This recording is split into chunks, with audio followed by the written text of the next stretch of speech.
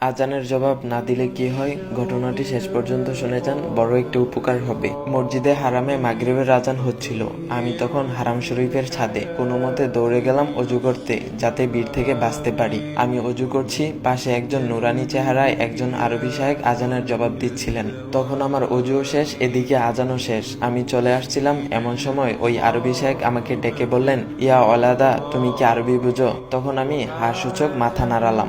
এরপর আরবি শায়েখ বললেন, তোমাকে দেখে তো মনে হচ্ছে তুমি এলেমওয়ালা, তা তুমি কি করে পারলে আজানের জবাব না দিয়ে অজু করতে? তুমি কি জানো নবী করিম সাল্লাল্লাহু আলাইহি ওয়াসাল্লাম বলেছেন, তোমরা আজান শুনতে পেলে আজানের জবাব দিবে, অর্থাৎ মুয়াজ্জিন যেরূপ বলবে তোমরাও তদ্রূপ বলবে, তারপর আমার উপর দুরূদ পাঠ করবে, কেননা কেউ আমার উপর একবার দুরূদ পাঠ করলে আল্লাহ তার প্রতি 10 বার রহমত বর্ষণ করেন, সুবহানাল্লাহ, এবং ওই ব্যক্তির উপর নবী করিম সাল্লাল্লাহু আলাইহি ওয়াসাল্লামের শাফায়াত অবধারিত হয়। সহিহ মুসলিম 384। তারপর শায়েখ বললেন, তুমি কি এই হাদিসটি শুনোনি? তখন আমি লজ্জিত স্বরে বললাম, জি জনাব, আমি এই হাদিসটি শুনেছি। তারপর উনি বলল, তুমি চাইলে এখন অজু করতে পারতে, কিন্তু তুমি কি পারবে এখন আজানের জবাব দিতে?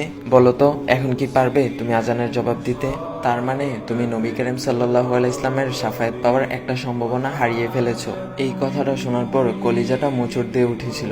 আমাদের সব আমল রবের কাছে কবুল হয় না, কিছু কিছু হয়, আবার কিছু কিছু হয় না। হয়তো আজকের আজানের জবাবটা আল্লাহ কবুল করে নিত। তখন আমার কিছু বলার ভাষা ছিল না, শুধু বললাম, শায়েখ, আমি আর কখনো এই আমলটা ছাড়বো না, ইনশাল্লাহ। আমার জন্য দোয়া করবেন। আসুন ভাই ও বোনেরা, আজ থেকে আমরা আজানের জবাব দেব ইনশাল্লাহ। আল্লাহ তাআলা আমাদের সবাইকে বোঝার তৌফিক দান করুক, আমাদের 5 ওয়াক্ত নামাজ পড়ার তৌফিক দান করুক, সবাই বলে আমিন।